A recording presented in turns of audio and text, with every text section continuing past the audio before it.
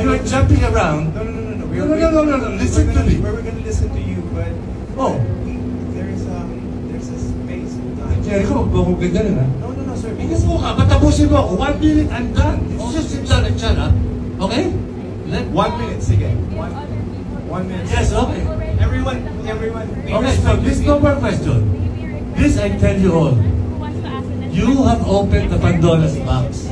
Oh, okay naman, di ba? Just a minute na lang. Oh, 1 minute naman eh. So listen to this. I have watched this the third time in the week. Nung umpisa, okay pa ako. And then I've seen all the comments and all the bashing on media, on social media. So what you have opened, Mr. Taro, is a Pandora's box.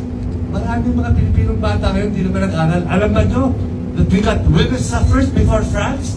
Alam ba nyo na mismong Asiento de Quezon pinamahagi niya? Libre? Teka, hindi ba ako tapos? Yes, sir. Kakainin mo yung 1 minute ko eh. I have 45 seconds. Kung hindi nyo alam yun, i-research nyo. I-research nyo lahat. Sapagkat ito pala, inaamin naman na yung joke lang eh. Okay? So, ikaw, Mr. Taro, at lahat kayo, hindi nyo alam ito binuksan nyo. Ang dami nagsasabi sa social media, ay, mali pala si Quezon, dapat naiwan lang tayo sa mga Amerikano. Gano'n? So, nasa ilalim tayo ni Trump? Anyway, hindi nyo alam ang ginawa nyo.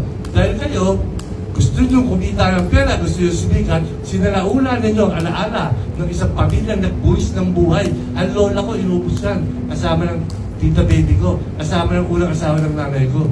Pinaslaki yung mga yan dahil hirap na. Anyway, yun, tapos na ako. Mahiya kayo. Ngayon, eto sinasabi ko ngayon ang aking lolo sa pagsabi ko sa inyong ito.